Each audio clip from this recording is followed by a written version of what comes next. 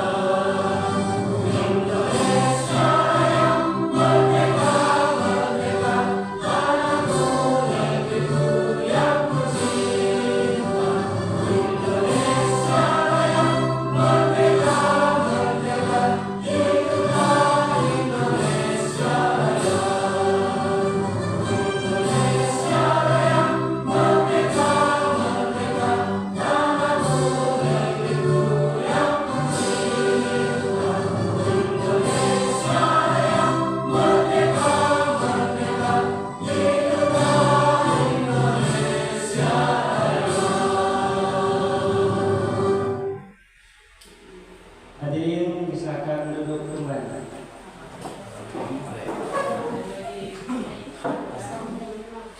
Acara selanjutnya adalah sambutan dari Bapak Kepala Sekolah SD Negeri 005 Bogumpai kepada Bapak kami silakan.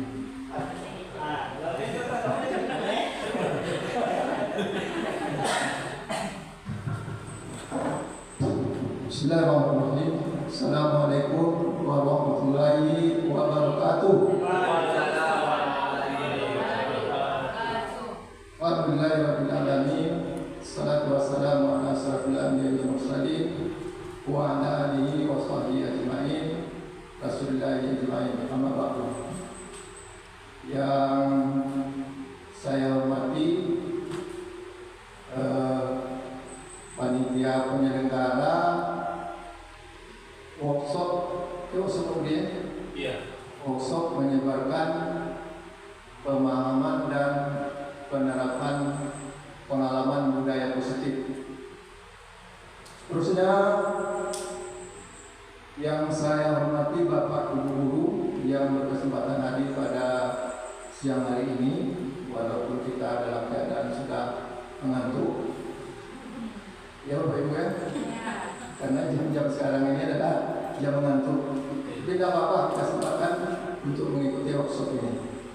Pertama kali kita panjatkan kepada Allah Subhanahu wa taala, syukur alhamdulillah yang mana atas limpahan rahmat dan karunia-Nya pada siang hari ini kita masih diberi kesempatan untuk mengikuti suatu acara yang ditaja oleh calon guru penggerak yakni Bapak Budi Kuswandi dengan tema menyebarkan pemahaman dan penerapan pengalaman budaya positif. Kemudian selawat beserta salam mari sama-sama kita sampaikan kepada junjungan kita Nabi besar Muhammad sallallahu alaihi wasallam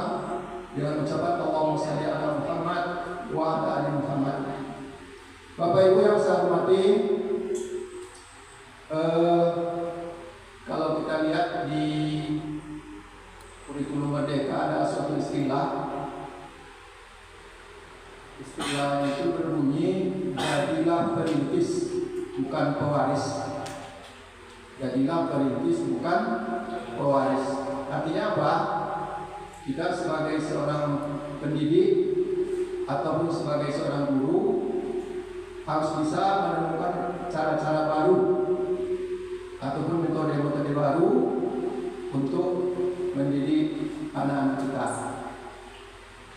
Dan bukan tidak boleh kita mewarisi hal-hal yang lama, itu boleh, tapi pilihlah hal-hal yang positif yang akan kita warisi itu. Itu maksud dari jadilah perintis bukan pewaris. Kemudian yang perlu saya sampaikan pada kesempatan ini dan harapan kepada kita semua, mari kita ikuti acara ini dengan sebaik-baiknya, dengan dengan tidak ada rasa mengantuk, walaupun ini pada suasana mengantuk, jam-jam mengantuk, tapi kita ambil positifnya, karena ini sangat bermanfaat bagi kita dalam melaksanakan proses pembelajaran kita sehari-hari. Pada kesempatan ini juga saya ingin sampaikan yang terjadi pada malam tadi. Perlu Bapak Ibu ketahui bahwa untuk Kecamatan Pengian itu tidak ada lagi kepala sekolah yang PLT. Semuanya sudah definitif. Dan untuk itu harapan saya kepada kita semua, mari kita bekerja sama. Tanpa kerjasama kita ataupun kolaborasi kita bersama, kita tidak akan bisa berarti apa-apa. Itu saya sekali lagi kepada Bapak dan Ibu, jaga kekompakan kita, jaga kebersamaan kita. Kita hanya satu komando, tidak ada matahari kembar istilahnya. Satu komando mulai dari kabupaten, ke kecamatan, ke desa, sampai ke sekolah kota akademi. Mungkin itu yang bisa saya sampaikan pada kesempatan ini, dan terima kasih atas semua perhatian. Mohon maaf atas segala kekurangan.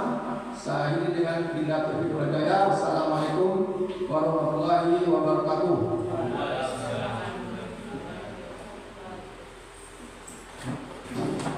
Terima kasih kita sampaikan kepada Bapak Kepala Sekolah yang telah menyampaikan arahan kepada kita semua.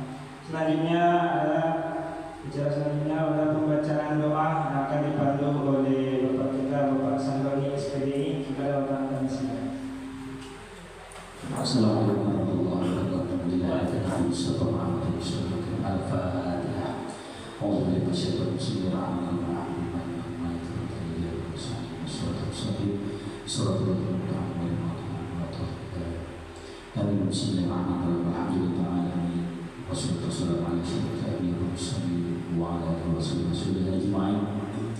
Allahumma fil lana subhana wa ta'ala kama rabbayana shighara wa likulli muslimin wa muslimat ahya'i wa amwat bi rahmatika ya arhamar rahimin. Allahumma arinal haqqa warzuqna ittiba'ahu wa al-batila warzuqna ijtinaba. Alhamdulillah rabbil alamin Muhammadin nabiyyi wa rasulullah wa fahman. Ya Allah, ya Tuhan kami, berkahilah acara kami ini dalam rangka fasad maksud menyebarkan pemahaman dan penerapan pengalaman tentang budaya positif di sekolah kami. Ya Allah, ya Allah, ya Rahman, ya Rahim, ampuni segala dosa-dosa kami, dosa para pendahulu dan pemimpin kami. Ya Allah, ya Allah, ya Rahman, ya Rahim, berikan mereka kekuatan, keimanan dan kesehatan dalam menjalankan tugasnya. Ya Allah, ya Allah, ya Rahman, ya Rahim, berikanlah keselamatan kepada kami dalam melaksanakan acara dari awal hingga akhir dan nanti. Allah, Allahumma insyaallah basyarta fi dinina wa afiyatan fi lisanina wa tawfiq rizqina wa taqabbal al-maut rahmatan indal maut rahmatan ba'dal maut. Allahumma inna fi sakratil maut surajatan min al-walad min al-hisab. Rabbana hab lana min azwajina wa dhurriyyatina qurrata a'yun waj'alna lil muttaqina imama. Rabbana zalamna anfusana wa illam taghfir lana wa tarhamna lanakunanna minal khasirin. Rabbana atina fid dunya حسنة وفي الآخرة حسنة وقنا عذاب النار وصلى الله على سيدنا محمد وعلى آله وصحبه وسلم والحمد لله رب العالمين. تقبل الله منكم. Assalamualaikum warahmatullahi wabarakatuh. Baik, Bapak Ibu, sekarang kita masuk kepada acara inti, yakni pemaparan materi penyebaran pemahaman dan penerapan budaya positif yang akan disampaikan oleh narasumber kita, yakni Bapak Budi Kuswandi SPD. Kepada Bapak Komisi. Petik sekuntum bunga pematang, bunga kecil dimakan enak. Assalamualaikum, selamat datang. Usapa hadirin dengan hangat. Assalamualaikum warahmatullahi wabarakatuh. Yang terhormat Bapak Kepala Sekolah SD 05 Blok Kumpai dan yang saya hormati Bapak dan Ibu Majelis Guru, terima kasih banyak telah meluangkan waktunya, walaupun di saat ini sebenarnya adalah waktu istirahat, tapi saya mengucapkan ribuan terima kasih Bapak Ibu Majelis Guru dan Bapak Kepala Sekolah bersedia mengikuti acara ini. Bersyukur kita kepada Allah Subhanahu wa taala atas rahmat dan karunia-Nya di siang hari ini kita masih diberikan nikmat kesehatan untuk beraktivitas seperti biasa. Berselawat kita kepada Nabi besar Muhammad dengan ucapan Allahumma shalli ala Muhammad wa ala ali Muhammad. Semoga kita telah dinaungi oleh Nabi Muhammad kelak di yaumil mahsyar. Baik, saya berdiri di sini bukanlah menggurui ataupun yang merasa lebih hebat dibandingkan dengan Bapak Ibu Guru ataupun dengan Bapak Kepala Sekolah, tetapi saya berdiri di sini ingin berbagi ilmu yang saya dapatkan selama mengikuti pendidikan program guru penggerak Angkatan 8 Kabupaten Banten sini. Jadi sekali lagi mohon izin kepada Bapak Kepala Sekolah dan Bapak Ibu Majelis Guru, saya ingin berbagi pengalaman yang berjudul menyebarkan pemahaman dan penerapan pengalaman budaya positif. Budaya positif ini tidak asing bagi kita, dan di sini itu ada di bagian awal ada foto siswa kita yang sedang memungut sampah. Ini salah satu contoh budaya positif. Baik, lanjut Pak ya.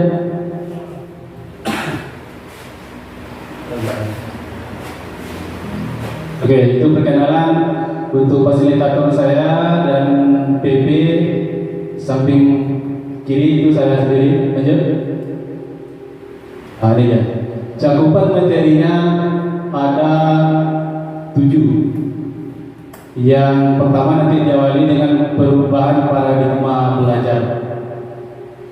Yang pertama disiplin positif, nilai-nilai kebajikan, kebutuhan dasar manusia, motivasi perilaku manusia, posisi kontrol guru, keyakinan kelas, dan terakhir segitiga restitusi. Saya mohon waktu lebih kurang 1 jam ke depan kita akan membahas ke-7 materi ini.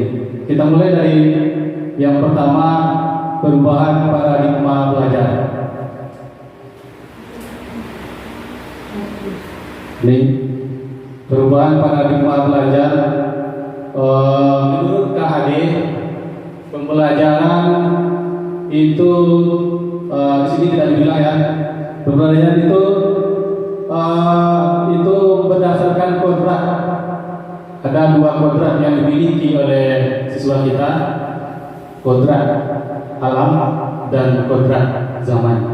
Kalau dibandingkan kita waktu SD dulu dengan anak didik kita waktu SD sekarang, itu jauh berbeda. Mengapa jauh berbeda? Dulu kita dapat informasi mungkin hanya dari televisi.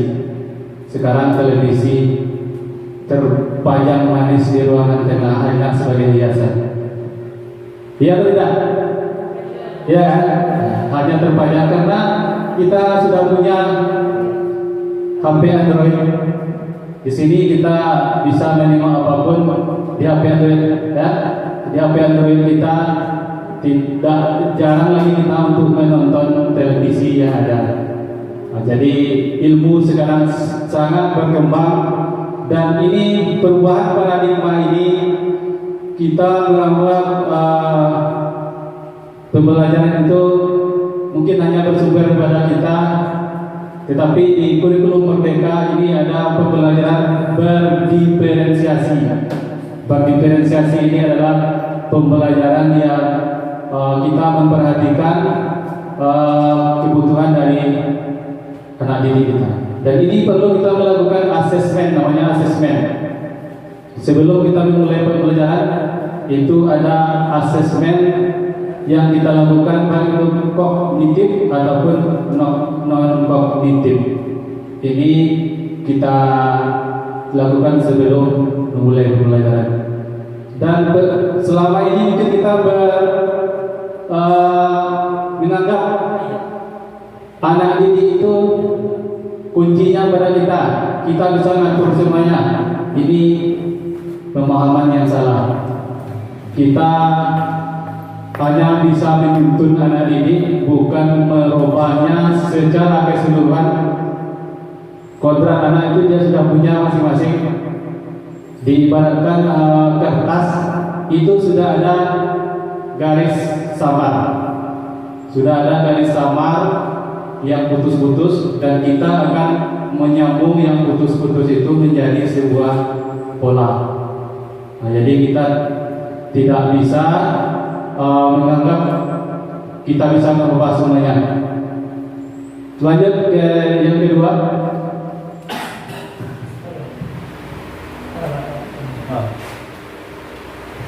Ini sering miskonsepsi atau kesalahpahaman kita terhadap sebuah pemahaman tentang kontrol anak.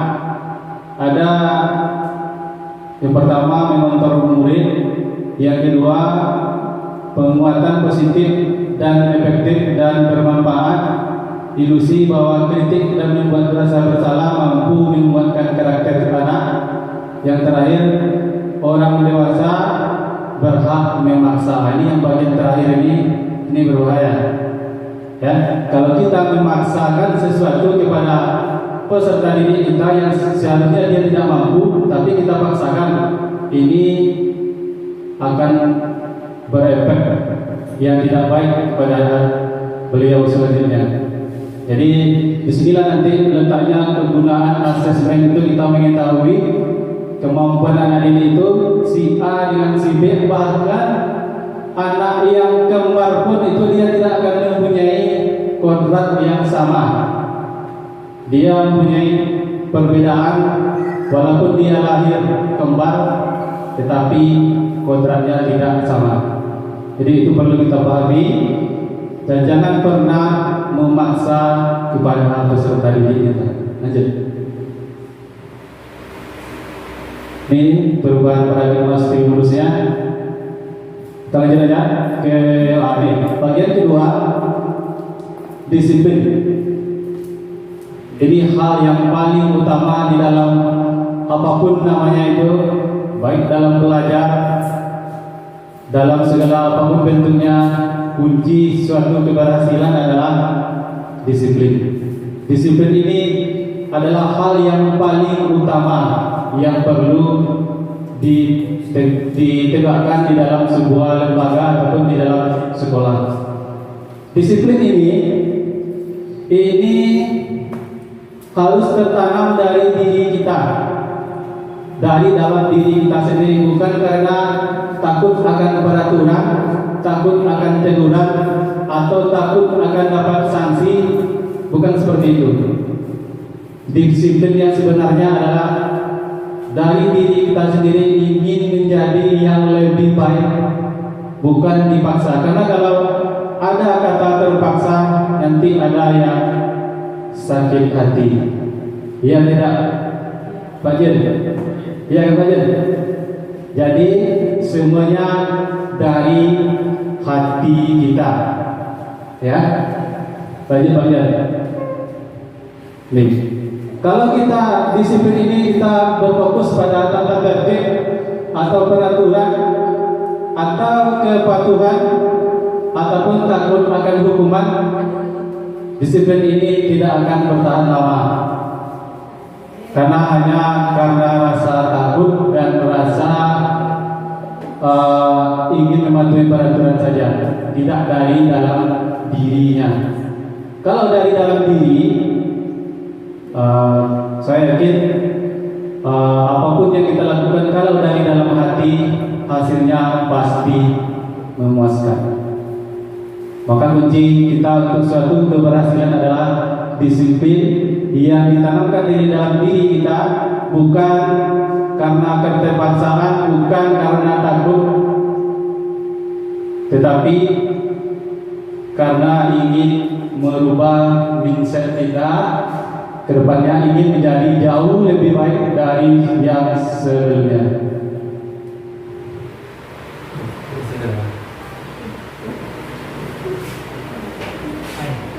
Baik, dilanjut. Ini disiplin dalam budaya kita. Makna kata disiplin menjadi sesuatu yang dilakukan seseorang pada orang lain untuk mendapatkan kepatuhan. Ini selama ini yang selalu ada di dalam pikiran kita. Kita patuh karena ada orangnya dan karena takut. Ketika orangnya tidak ada, nih saya ambil contoh ya. Misalnya kita takut akan peraturan dari bapak kepala sekolah. Ketika dia ada di sini, kita patuh.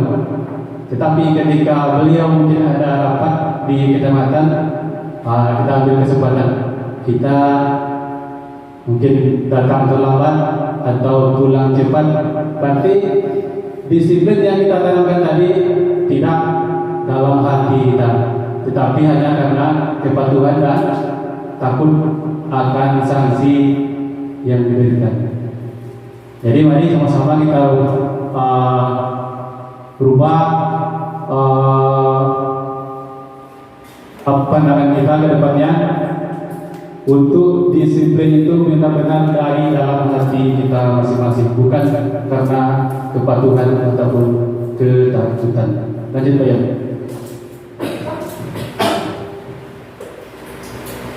Disiplin positif. Jadi ada 4 bagian. Di dalam bahasa Latin, disiplin yang artinya belajar. Kata disiplin juga berasal dari kata yang sama dengan dispel, ya, atau murid pengikut. Kemudian yang kedua, disiplin positif merupakan salah satu cara penerapan disiplin bertujuan untuk menumbuhkan kesadaran. Ini yang kedua, kesadaran dan mengharapkan reward atau penghargaan. Yang ketiga, mengacu pada diri, memiliki kesadaran akan tanggung jawab berdasarkan nilai-nilai yang diyakini. Yang keempat, menumbuhkan disiplin dari peserta didik sehingga mereka berperilaku berdasarkan nilai kebaikan universal. Disiplin, kalau kita ingin orang lain berdisiplin, kalau siswa kita ingin berdisiplin, tentu kita harus berikan contoh yang baik. Bagaimana anak didik kita mau disiplin kalau kita sendiri selalu melanggar disiplin itu? Kita selalu tak sesuai dengan apa yang disampaikan, sehingga anak kita nanti ngikut-ngikut. Karena anak SD ini suka mengikut apa yang kita lakukan. Lanjut Pak ya. Yang ketiga, nilai-nilai kebajikan. Nilai-nilai kebajikan di sini disingkat dengan akhlak. Akhlak, A-nya itu amanah. Amanah, apakah kalau kita sebagai pemimpin, apakah bisa amanah? Baik pemimpin itu sebagai wali kelas ataupun sebagai guru bidang studi, apakah kita amanah? Kemudian yang kedua, kompeten. Apakah kita mempunyai kemampuan yang memadai untuk disampaikan kepada anak didik kita. Yang ketiga, harmonis.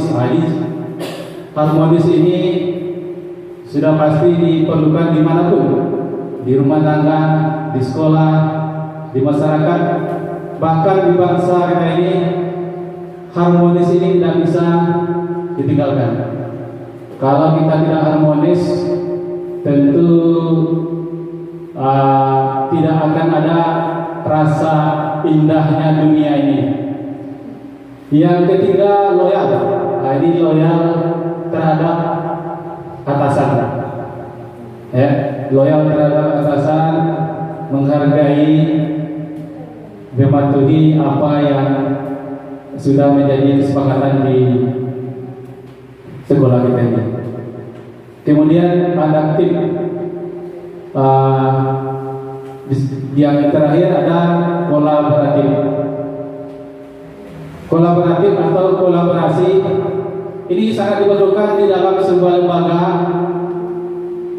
Contoh pada saat sekarang ini, kalau tidak ada kolaborasi antara kita semua, antara saya dengan Ibu dan Bapak Majelis Guru dan Bapak Kepala Sekolah, tidak akan terlaksana acara ini. Jadi berkat kolaborasi kita yang baik, maka terlaksanalah acara yang ditajai. Lanjut Pak ya. Ini contoh nilai-nilai kebajikannya. Tulisannya lumayan kecil. Tidak apa, kita lanjut. Yang pentingnya saya kita ya. Di bagian yang selanjutnya, kebutuhan dasar manusia. Itu ada 5 ya. Bisa kata saja. Tidak. Semua kita itu sama-sama mempunyai kelima kebutuhan ini. Yang pertama, bertahan hidup. Sebagai makhluk sosial, kita pasti bertahan hidup. Untuk bertahan hidup kita perlu makanan, perlu pakaian, perlu tempat tinggal, keamanan dan kesehatan. Semua ini kita perlukan untuk bertahan hidup. Kemudian yang kedua ada kasih sayang dan rasa diterima. Kalau tidak ada rasa kasih sayang, kita ambil contoh di dalam sebuah rumah tangga. Kalau tidak ada rasa kasih sayang, tidak akan mungkin terbentuk rumah tangga yang mungkin hanya terbentuk rumah tanpa tangga. Dia rumah tanpa tangga. Ya. Kalau tidak ada kasih dan sayang.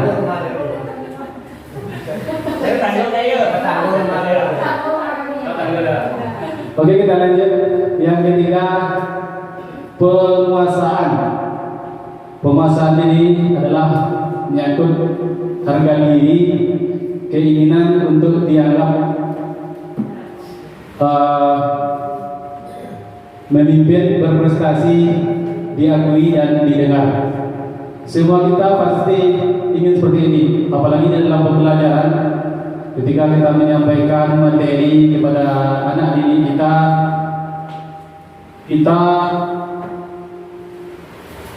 harus diperhatikan oleh siswa kita, harus diakuinya bahwa kita adalah gurunya.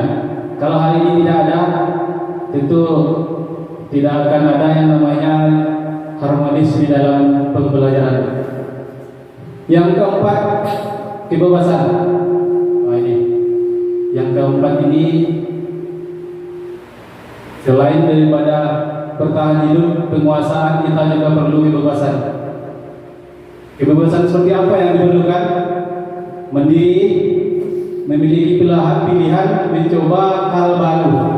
Sama halnya seperti kita baru tamat SMA.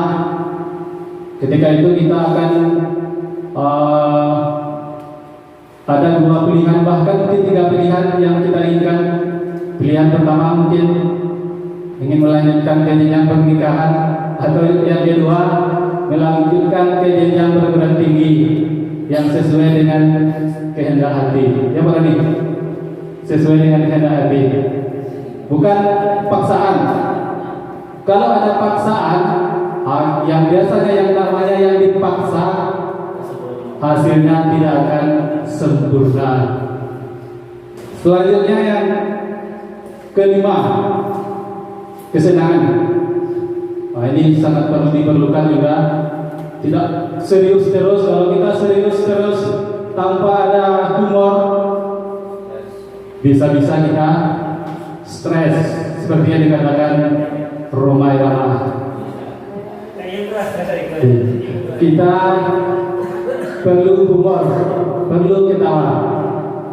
Seperti yang dikatakan Bapak mantan kepala sekolah kita kemarin, perlu 20 kali sehari ketawa, menghilangkan stres. Ya, ini perlu. Kalau kita serius dari pagi sampai ke sini, pulang serius tanpa ada ketawa, sampai rumah tak ada juga ketawa, besoknya tinggal namanya. Baik, lanjut. Motivasi perilaku manusia. Ada 3 hal atau dibagi menjadi 2 bagian. Ada motivasi namanya ekstrinsik yang berasal dari luar, intrinsik dari dalam diri kita. Untuk yang dari dalam terbagi 2, ada menghindari hukuman, mendapatkan imbalan. Seperti ini karena ada imbalan, karena ada hukuman, seperti disiplin tadi. Kalau dilakukan hanya karena takut hukuman atau hanya ingin mendapat imbalan, itu berasal dari luar. Kalau yang berasal dari luar tidak akan bertahan lama, bisa goyah. Kalau seandainya imbalan yang tadi kita taruh semacam penghargaan uang lah misalnya, tiba-tiba ada juga imbalan sebongkar emas berlian. Jika kamu melanggar peraturan seperti itu, kamu saya kasih sebongkar berlian. Ini bisa kita terpengaruh, ya, karena tidak berasal dari dalam diri kita. Dengan sebongkar berlian tadi kita melakukan kejahatan. Nah, ini karena berasal dari luar, mengharap sesuatu. Tapi kalau kita punya motivasi intrinsik dari dalam diri kita, ketika kita ingin menjadi sesuatu, agarlah ingin menjadi guru penggerak misalnya, ada tekanan dari luar, ada tekanan dari dalam. Kalau dari dalamnya kuat dari diri kita, kita tidak akan pernah terpengaruh apapun yang dikatakan oleh orang lain, apapun yang diiming-imingkan, kita tidak akan pernah menghiraukan itu semua. Kalau dari dalam diri kita sudah ada kekuatan tersendiri yang namanya motivasi intrinsik. Baik, kita lanjut. Sudah ngantuk, Bapak Ibu? Ngantuk? Kalau ngantuk kita ice breaking, kita ice breaking, mau? Ya. Awal diri itu. Biar tak ngantuk, kita hilangkan ngantuk sejenak. Kita hilangkan ngantuk. Berdiri 2 menit, 2 menit.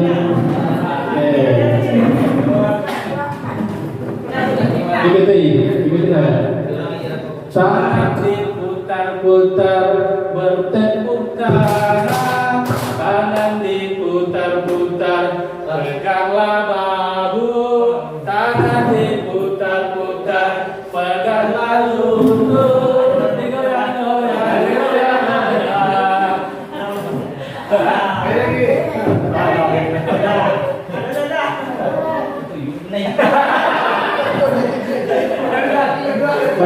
Kita kembali ke materi kita.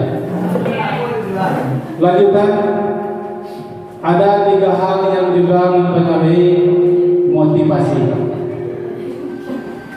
Ada hukuman, konsekuensi, dan restitusi. Hukuman yang berhubungan dengan hukuman ini biasanya adalah peraturan. Saat ini di kurikulum merdeka itu tidak boleh lagi ada yang namanya peraturan. Tidak ada namanya peraturan sekolah, tidak ada namanya peraturan kelas. Yang ada hanya kesepakatan seperti yang dari titik. Kesepakatan. Kalau apa bedanya kesepakatan dengan peraturan? Peraturan itu menghukum, kesepakatan tidak. Mengapa saya katakan tidak?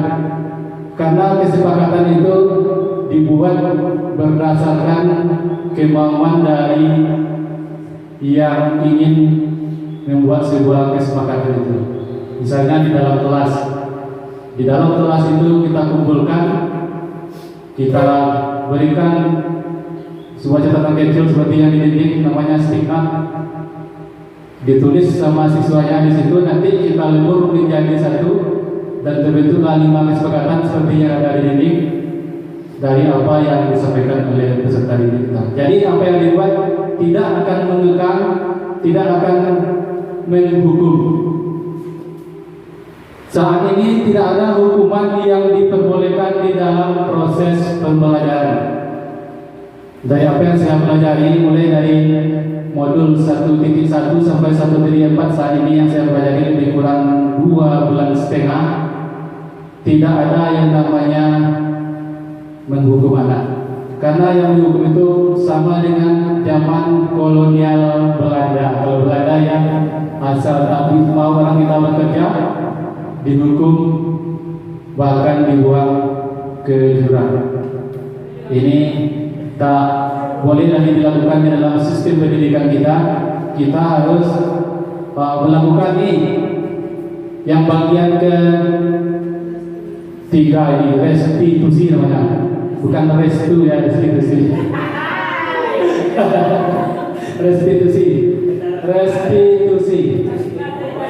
Restitusi ini nanti akan kita bahas di bagian belakangnya dan nanti yang bagian materi terakhir apa itu restitusi nanti akan kita tahu.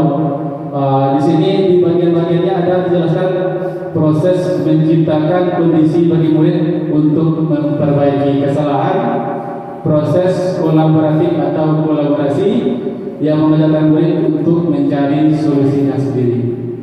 Yang bagian ketiga ini yang diperlukan saat ini. Bukan hukuman, bukan konsekuensi. Konsekuensi sebenarnya hanya pemanis kata, masih berhubungan dengan yang namanya hukuman. Yang benar adalah restitusi yang perlu kita kembangkan di dalam proses pembelajaran sekolah ini. Lanjut. Yang kelima, ini ada namanya posisi kontrol.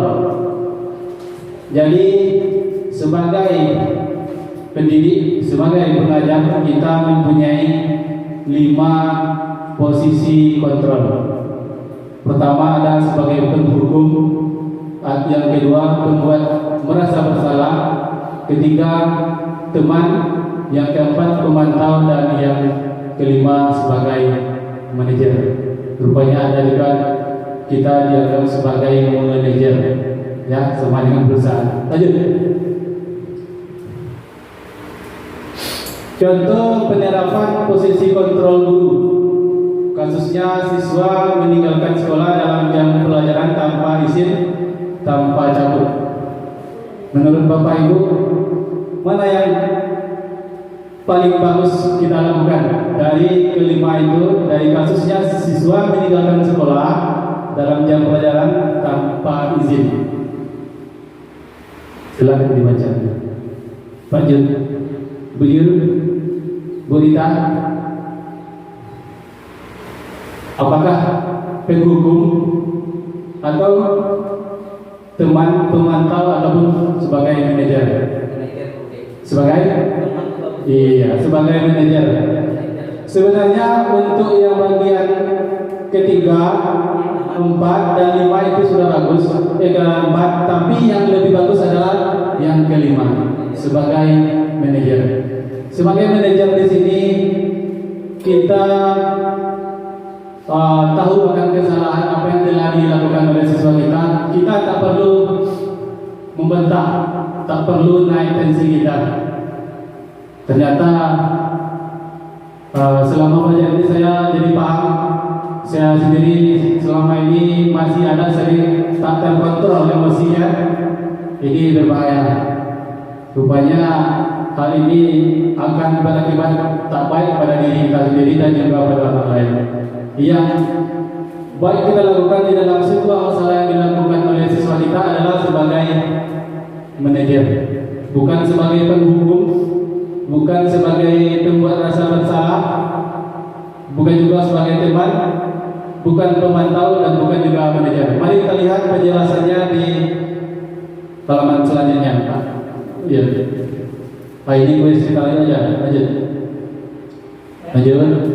Kuis ini kita tinggalkan saja karena hadiahnya tidak ada disediakan panitia. Ini ya. Ini dampak posisi kontrol guru. Kalau kita mengambil yang bagian pertama sebagai penghukum, kalau sebagai penghukum ini nantinya ada dendam antara orang yang kita hukum dengan apa yang kita lakukan. Kita tujuannya sebenarnya untuk supaya anak-anak itu tidak berbuat lagi, tidak melakukannya lagi, tetapi rupanya ini salah. Ini membuat orang yang dihukum itu akan menyimpan rasa dendam kepada kita sampai esok-esoknya. Yang kedua, membuat rasa bersalah. Ini juga tak baik. Kalau kita membuat seseorang itu merasa bersalah, akhirnya juga tidak baik. Kalau dia larut dalam sebuah permasalahan tanpa ada penyelesaian, bisa juga berakibat fatal akhirnya. Yang ketiga, sebagai teman, ini juga kurang bagus. Kalau sebagai teman kita membimbingnya, bisa-bisa nanti dia melunjak. Ini ada yang kalau berbuat seperti ini nanti ada yang menolong, jadi tak apa-apa. Ini suatu kesalahan, maka dia akan berbuat lagi hal yang sama ke depannya. Sebagai pemantau, itu kita memahami konsekuensinya yang harus dijalankan karena telah melanggar salah satu peraturan sekolah. Itu ada konsekuensinya yang kita berikan hanya sebagai pemantau saja, kita tidak memecahkan masalahnya. Pak Jirun, ya berlaku ya. Sedikit lagi Pak Jirun. Kenapa ada?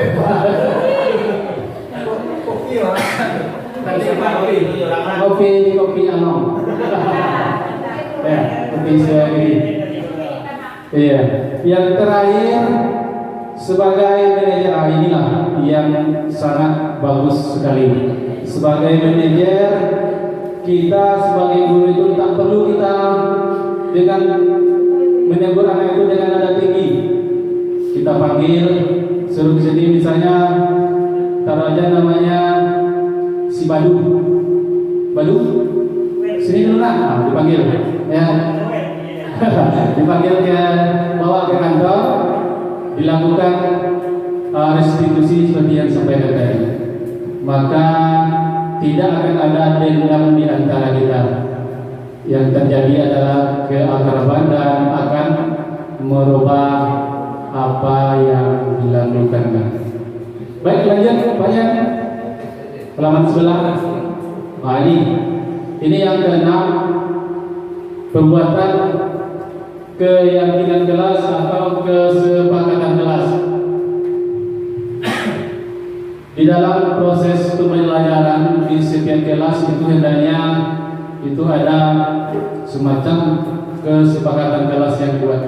Karena kita tak tahu ke depannya entah apa hal yang akan terjadi kalau tidak ada kesepakatan kelas yang kita buat, kalau tidak ada yang kita sepakati, kalau ada anak yang melanggar, tak ada pegangan kita untuk melakukan yang namanya restitusi atau segitiga restitusi. Jadi perlu dibuat kesepakatan kelas di setiap kelas. Kalau kelas 1, kelas 2 seandainya tak bisa menulis apa yang ingin disampaikannya, kita tanya secara pribadi atau secara kelompok, baru kita buat, kita ketik kesepakatannya, tempel di kelasnya masing-masing. Jadi ketika ada pelanggaran, tinggal kita panggil, kita buat kesepakatan apakah yang akan dilakukannya ke depan, apakah dia akan berubah. Itu dengan segitiga restitusi. Lanjut Pak ya, pembahasan yang terakhir, karena nampaknya sudah 5 watt, tidak pernah ngantuk dan waktunya banyak tersita. Nah inilah yang saya katakan di awal tadi, namanya segitiga restitusi. Segitiga restitusi ini adalah pemecahan masalah yang dihadapi dengan 3 tahap. Yang pertama, menstabilkan identitas. Yang kedua, validasi tindakan yang salah. Dan yang ketiga, menanyakan keyakinan. Ini namanya tadi kesepakatan kelas yang dibuat di kelasnya masing-masing, dan juga kesepakatan yang dibuat khusus untuk kelas 1 sampai kelas 6, namanya kesepakatan sekolah, bukan tata tertib. Selama ini ada tata tertib sekolah, ditulis itu disiplin, tidak boleh berkelahi, tidak boleh berpakaian tidak boleh sepatu warna putih misalnya. Ini tata tertib ya. Ini dirubah menjadi kesepakatan. Kalau tata tertib itu akan menghukum, akibatnya itu tak baik. Jadi yang diperlukan adalah kesepakatan. Jadi ketika anak kita melakukan pelanggaran, kemarin ada hari Senin, Hafiz dipanggil ke kantor. Kebetulan yang bikin saya sendiri, itu ada dipinjamkan sama Pak Erdis. Di situ ada ditampilkan, tapi karena jaringan tak bagus bisa diputar. Saya melakukan tiga restitusi itu. Pertama, menstabilkan identitas itu kita bisa dengan cara, misalnya kita panggil suruh ke kantor, tanya kabarnya bagaimana, tahu nak mengapa dipanggil ke sini, itu namanya menstabilkan identitas. Setelah dia tahu, kemudian kita tanya apa perbuatan salah yang telah dilakukan, itu namanya validasi tindakan yang salah. Kalau saya tidak pakai dasi Pak, mengapa tak pakai dasi? Banyak katanya hilang.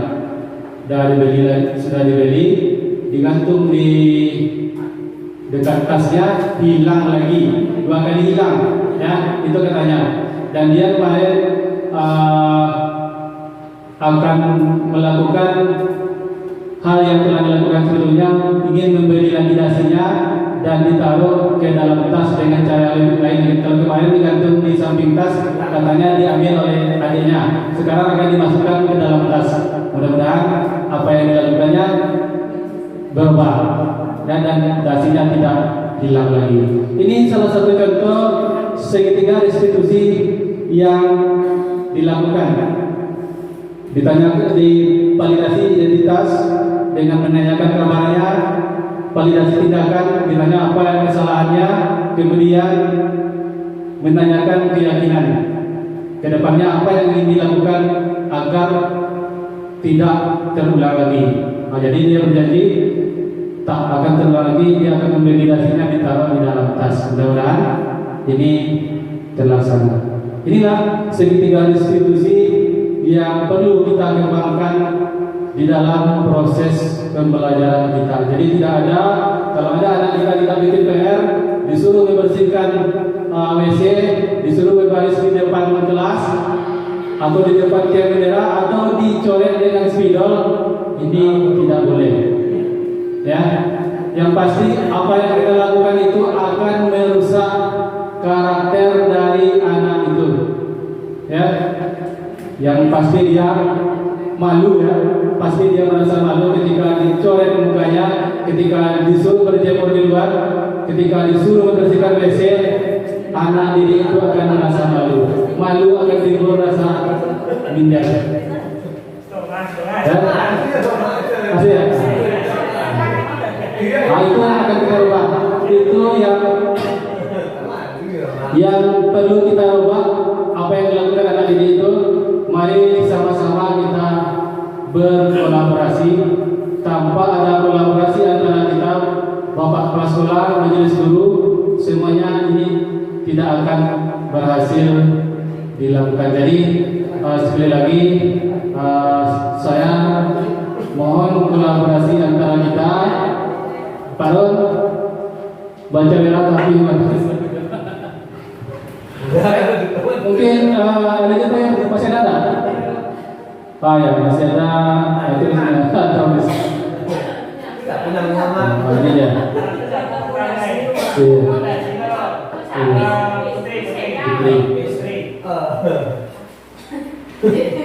Nah, ini gambar pembuatan kesepakatan kelas. Ini, ya, oke, habis. Iya. Terima kasih atas waktunya yang telah diluangkan untuk acara ini. Jika ada yang ingin bertanya, saya kembalikan kepada MC kita. Baik, terima kasih kita sampaikan kepada Pak Dirjen Sandi yang telah menyampaikan materi menyebarkan pemahaman dan pendapat pengalaman budaya positif. Mudah-mudahan apa yang disampaikan beliau bisa kita terapkan di sekolah kita ini. Baik, jika ada yang ingin bertanya, silakan kita buka sesi pertanyaan.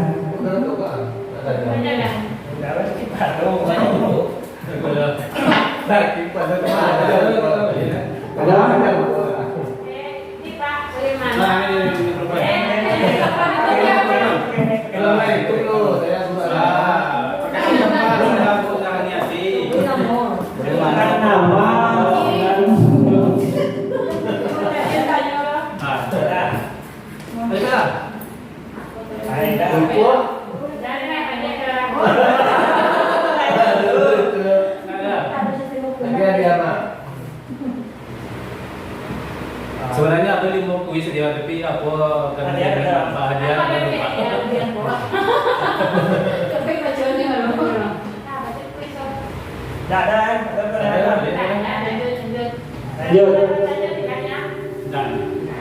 Baik, terima kasih saya sampaikan kepada Pak Dirjen Sandi